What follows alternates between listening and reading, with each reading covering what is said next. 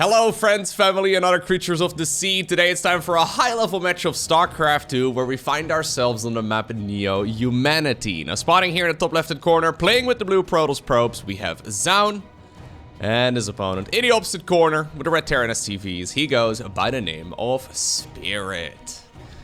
This match was played during IEM Katowice, the StarCraft 2 World Championships, just like every other game that I've posted over the last couple of days. Spirit was actually having a really good event overall. I mean, he started in the round of 36, and he played some incredible games of StarCraft 2. Also, some incredibly long games of StarCraft 2. One of the reasons why we ended up being delayed quite a bit is because of the fact that we decided to cover Spirit in a couple of series, and, well, Spirit, he definitely likes to play the long game, and this particular match is no different. I haven't seen this one yet, but from what I've heard, apparently this match against Zoun is an absolute banger, so we're gonna find out exactly what ended up going down. Now what's interesting is where we actually find ourselves on the map Neo Humanity, so this is it's a little bit of a different map. I've already pointed this out as well in previous videos, but I do think it's worth repeating once again, just on the off chance. I mean, it doesn't really happen, right? Literally every single one of my viewers watches every single one of my videos, right? Anyways, just on the off chance that you may have accidentally forgotten, or maybe you were zoned out while watching that previous time that I explained the way that this map works. This map is a little bit different. This is the... I think it's in technically the freestyle category. So when it comes to map makers, they usually have to submit maps in either like a macro or a rush or, for example, a freestyle category. Anyways, I believe this one is in that, well, that freestyle category where it's a little bit different than what the established standard in SC2 is. So first off, we've got golden minerals over here in the back of the natural expansion. These have 14 minerals in them each. Since they're high yield, it takes a worker 2 trips to actually, well, mine out that wall. This is very helpful, especially for Terran and for Protoss. Zergs will usually try to get a really quick third hatchery going. There's none of those in this particular match though, but you have to go for the more exposed expansion if you want to go for a very fast third base. Otherwise, more often than not, you are, well... a lot of Terran players and Protoss players still like to take this as their third base as well, but you can definitely go for a slightly safer approach by taking the base right over here, and of course it's mirrored on the other side of the map as well. Stargate opener, by the way, here from Zoun. Standard opener as well from Spirit, nothing all too crazy. When we go a little bit further forward from the natural, and some players have even started taking this as their third, honestly, a pretty interesting development that I wouldn't be surprised if we're going to see that more moving forward as well. But if you take that forward base instead, yes, you're more exposed, but you have access to a high-yield Vespian Geyser over here, which is really cool. And if you destroy these cooling towers here in the middle of the map, they collapse on top of the slow zone, which then basically shuts down advancement through this section of the map entirely. So you could take this third base forward and then knock down the rocks right there in the center, and suddenly, you may find yourself with a relatively easy-to-defend base. Phoenixes, by the way, here. That's kind of interesting. Okay, Adept gets recalled after it was forced to commit. Is it going to be able to go home? It will. So no SCV losses just yet. And honestly, this Phoenix opener, it will probably allow me to ramble onwards about unrelated stuff for a little bit longer, because this is one of those builds that usually means that the Terran is not going to be forced to move out anytime soon. Because, well, Terrans don't really like attacking into somebody who's playing Phoenixes. Spirit is going to try. At this point, he doesn't really know exactly what he's playing against yet, but there's already a bit of a semi-wall set up right over there at the front of the natural, so Zoun should be able to hold this relatively easily. That being said, though, yeah, the shield battery is not done just yet. We're gonna need to see a liftoff. There you go. Liftoff is very helpful because it takes 3 of those Hellions to actually one-shot the probes. Okay, and in the end... Okay. 5 workers. Yeah, 5 workers right now for 4 Hellions and a Reaper. Not a very good start right there for Spirit, even though it feels nice to roast a couple of those probes. Now it means that you have to sit back, especially against the Phoenixes. Anyways, the watchtowers over here on this map are also critical, especially after the cooling tower in the middle of the map is destroyed. Then suddenly, I mean, you can open the attack path back up by destroying either those rocks or the ones over here on the sides, but this watchtower over here, as well as the one in the top right, control a lot of the attack paths as well. Overall, I gotta say, big fan of this map. I think it's playing out really fun, and in general, it's just really pretty as well. It's a little bit different than what we have. A lot of pro players don't really enjoy playing on the crazier maps, but this one is sufficiently weird. Now, one Banshee managed to sneak out Very dangerous move, of course, for that Banshee pilot, because you never know exactly where those Phoenixes are going to show up next. But at the very least, Zoun is going to be able to, well, pick up the SCV there. He is moving all the way on over towards the top right-hand corner. Obviously, he did see that there was a tech lab right over here on that starport, so maybe he's got the feeling that there could be something out on the map. Banshee, though, is taking the long way all the way around. It is going to dive into a mineral line, and it is going to sacrifice itself, but maybe it can take down a couple of probes in the process. Important to target fire here. Phoenix is in the meantime being obnoxious as well. They're going to try and pick off that Viking too. Not bad though. It's now forcing their recall as well on all of those Phoenixes, so very brave Banshee pilot. Sacrificing her way for the Terran Dominion. Alright. The Phoenixes killed that Banshee, but the missile was already in midair, so I guess it still managed to snipe a 5th probe, even after the Banshee itself ended up going down there. Alright, now, generally speaking, with a Phoenix opener, you do go and tech up towards Colossus right away. Colossi are, of course, amazing when it comes to staying alive against those Terran attacks. Phoenixes are scary because not only can they deal damage, they can also be back home in time to actually defend, and usually that allows the Protoss player to buy themselves quite a bit of time to go all the way straight up towards Colossi. So, Phoenixes into Colossus, a very common unit composition and a unit transition that we see all the time. It allows you to stay pretty safe, and, well, we've got the extended thermal lens already about a third of the way done here as well. When that upgrade finishes up, it's really quite difficult for the Terran player to properly push in. Excellent position right there as well on that observer. It's in a little bit of an interesting spot. You would imagine that covering this part of the terrain is also critical, but apparently, yeah, moving it into a position that is difficult to spot for the Terran player is gonna work out quite well for him. In this particular case, though, we don't really have Spirit opening up with something too aggressive anyways. A couple of SCVs once again picked up right there by the Phoenixes, but he's mostly just trying to play the macro game himself. So even though he does have the potential to go for an attack, you can see that those upgrades, they're not super fast. He could try and test the waters a little bit when Stimpack and Combat Shield finish up, which are going to finish up right around the same time, but honestly, this is Spirit playing, right? So what Spirit likes to do is make more stuff. Whenever he has the option, he will usually make more stuff. StarCraft 2 players tend to lean towards either playing aggressive or timing attacks, or, you know, just have a certain... They have a certain playstyle, right? Spirit is very much so the kind of guy who, when he sees a Phoenix opener, he's going to be more than happy to play the macro game. Phoenix openers, usually a big indicator that the Protoss wants to play aggressively and, you know, with the Phoenixes, and then sit back for a little while longer with that big mechanical army over here. And Spirit is going to be more than happy to face that head on. Okay, so the first nearly 8 minutes of this game have passed without really all too much action. 10 workers on both sides of the map. Superior start here for Zoun for sure, but nothing all too crazy. Yeah, now that he's got his upgrades done, both the extended thermal lens as well as charge, apparently he's thinking about making a bit of a move. So there are 3 Vikings up in the air, only 3 Vikings. The Phoenixes should be able to deal with that. We don't have blink or anything along those lines. What we do, however, have is a reptile crate. That is a critter I don't think I've ever really seen before properly on this map. That's insane. That is so funny. Alright, anyways. They're going the long way around, it seems. So he's trying to see if he can potentially catch his opponent off guard, but he got spotted there. Not only did the reptile crate see this Protoss army, there was also a unit on the watchtower. So Spirit knows exactly what he's playing against. Fort CC going up on location as well. Even though he doesn't really know exactly where that army is located, he's just playing it as safely as he can. Photon cannon and a shield battery here as well at the 4th nexus of Zoun, as both players are just macroing up and trying to get a large army out in the field. Alright. Now, of course, they're gonna have to clash sooner or later. These players are gonna max out within the next couple of minutes. Assuming that the supply block doesn't last all too long.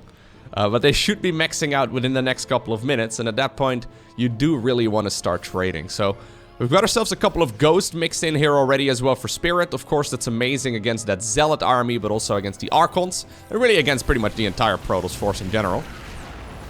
But especially softening up those Zealots can be incredibly helpful. Planetary Fortress is about halfway done. Okay, Zoun sees it right now, and he decides to back off. Okay, this is a game that people recommended to me, okay? But I can imagine they don't recommend it to me necessarily because of the early game.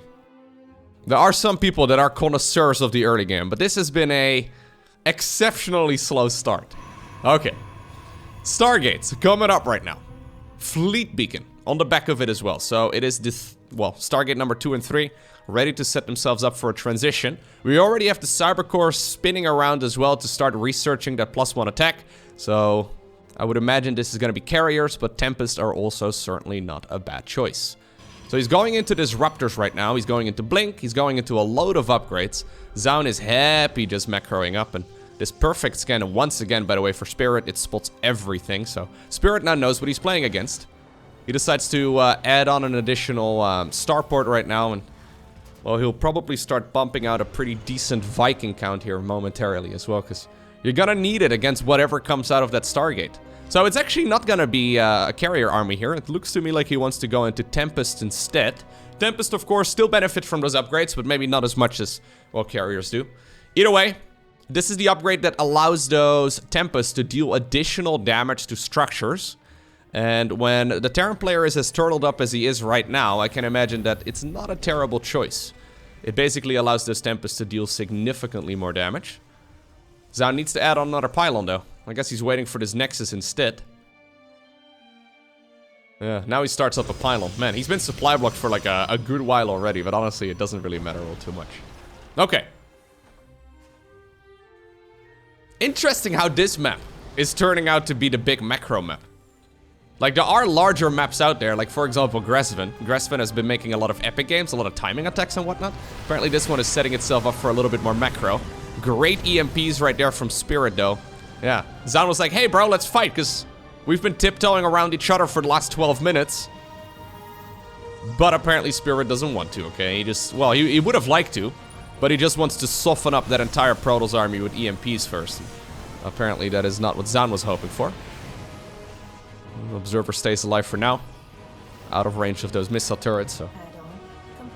Medevac drops, heading on over towards, I think, the left side of the map here. Maybe behind this mineral line, maybe inside of the main base. Sonic Storm here on the production tab now too. Ghost Personal Cloaking is going to finish up as well. We're now going straight into the Fusion Core. Okay, Ghost Academy now already getting a tactical nuke too. So we are skipping early game, we are skipping mid game, we are going straight to late game. And this is, yeah, this is something that Spirit in particular seems to like to do. Oh my god. That SCV that was building that missile turret got absolutely destroyed. Planetary Fortress though, pretty dang nice. Nexus here, building as well in the middle of the map. Do you think we're gonna see a fight before the 15-minute mark? I thought we were gonna see a fight at the 7-minute mark, I'm not gonna lie, but... when those Colossi first hit the battlefield, okay, you know what? Spirit, finally committing to a little battle here. Not a bad engagement. If he can grab that Nexus, I do think it's possible. It would be really sweet for him. Instead, though, he's taken a very conservative approach. Yeah. Honestly, that wasn't really the most successful fight at all. Tactical nuke. Flying across the map. Heading on over towards the third Nexus right here of Zoun. This is in a very peculiar spot. Shield battery is finishing up, but not done just yet. Observer is up in the air. But sadly right there for our, well, there's also a drop over here. Sadly right there for our Protoss player, he does take quite a bit of damage. Very ambitious little ghost. It did end up getting sniped there as well. But at the very least, we had some cool explosions. Okay, Spirit, moving a little bit more aggressively around the map. Researching the Yamato cannon upgrade right now as well. So Spirit, ready to go straight into that battlecruiser army as well, it seems. Already going into the +2 flyer attack as well. So that's gonna benefit both those Vikings, and I think the upcoming battlecruisers quite a bit too. I don't think you're gonna go weapon refit if you don't plan on going for any battlecruisers here. +2/+2 coming up as well here for our Protoss player. Tactical nuke being used. What? I backed off, sorry. What just happened here? Was he really anticipating the Protoss army to go over there? So one of these ghosts Yeah, no, that was not intended. That definitely was a little mistake. It's only 100 minerals, 100 gas. Nothing all too crazy. We're gonna remake that. Well, we're just gonna pretend that that didn't happen, okay? It looked cool. Maybe I can make a thumbnail out of that. Thank you very much, Spirit. Maybe I can go with a clickbait title. The tactical nuke fails! Question mark, exclamation point, question mark, exclamation point. Gone wrong. Oh, wait, I didn't mean to hit enter. Anyways, doesn't matter. Protoss at this point is maxed out. I wouldn't mind seeing some more upgrades from him, but apparently he's now finding an angle to potentially move in. The thing is, though, there's nukes available, right? So, like, if push comes to shove, if Spirit really needs to, he can always just back off and force a nuke onto this ramp, for example, if that's where the fight is gonna take place. CC ends up going down. These Vikings are doing a really good job, man. Spirit really feels like you're playing against a wall, right? I mean, this man, he just does not allow you to fight him. If he doesn't want to take the battle, you're not gonna get it. Now, theoretically speaking, though, that is a pretty good spot for Zoun, right? Because Zoun, yeah, he's been trading more cost efficiently than his opponent, and I wouldn't mind seeing him take one of the outer expansions here as well. It's going to be difficult for Spirit to acquire those without spreading himself very thin, so Spirit is going to be forced to move a little bit more aggressively later on. Okay. For now, though. Ooh. One of the mules. Two of the mules mining from the back. Interesting position right there. Celtic Storm, though, softening up a couple of those Vikings. Zoun really wants to engage this, but he doesn't have... What is going on? What? Another failed nuke? I think there's a hotkey problem here. That makes no sense. I think that must be a little hotkey problem right there from Spirit. Anyways, finally we do have a big engagement, and I'm talking about something entirely different. A lot of units end up being traded out though, but immediately you can see the reinforcements right there on the production tab. It's carriers on the side of Protoss versus battle cruisers on the side of Terran, as well as another tactical nuke. Okay. Spirit really wanted to get rid of these two rocks over here. Okay, that's apparently the best way to do it. Maybe just attacking the rocks with a couple of your units would free that mule as well. I like the idea of going for a tactical nuke there, but I don't think it's optimal to destroy your own infrastructure. Planetary Fortress here attempted right next to the natural expansion, but the rocks are not down yet, so if these rich mineral fields stay in position, it's going to be difficult to acquire. At the same time, though, Protoss thinking about moving in, rolling a couple of those disruptor balls as well, but so far, not really getting a whole lot done there. Okay, Stalkers try to blink into the main base. They don't get high ground vision. And even though that guy, okay, fell into the main base, he then dropped out of the map. Battle cruisers. Jump away, okay. Very close, but he got there eventually. +3 is going to finish up on those bad boys here momentarily. Another tactical nuke. This time it's in the right place. I think it's in the intended location. We're gonna throw water balloons. Okay. And, I mean, friendship. You love to see it. At least in the lore of StarCraft 2, Dark Templar and High Templar don't get along very well, but feedback straight into a Dark Templar, not a terrible choice. Okay. A lot of units get softened up, but nothing really dies here. The battlecruisers, of course, have been spotted at this point a little while ago already. Both players, though, getting into some crazy unit comps. Look how long that units tab right there for Zoun is. Zoun, technically speaking, has the superior unit composition, but this is also one of those armies that is really difficult to control properly. There's a lot of hotkeys that need to be done. I know that the meme in the StarCraft community is that Protoss is the F2A move race, right? The all-army hotkey into a tech move race. Honestly, try pull that off with a unit composition like this. Actually, you know what? I've seen a lot of people try and do that. It doesn't work. I've casted a lot of viewer games over the years. Okay, Guardian Shield being used. That means he's expecting a battle to take place. Stalker's blinking forward right now. Storms on the Vikings, not bad whatsoever. Really lovely little engagement. Now suddenly, though, the battle cruisers show up. Yamato guns go down everywhere. Ton of damage being done here by Spirit, but he needs to be careful too, because, yeah, those Purification Novas are really good. Zoun ends up losing a lot of his troops. Battery Overcharge, though, is keeping that, well, that low HP carrier alive for now. Gotta be forced to back off once more. That mule over there in the back, man. Not good whatsoever. Colossus ends up dying here.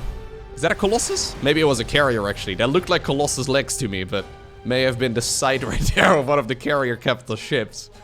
Either way, we've got ourselves the Dark Templar Blink upgrade coming up as well.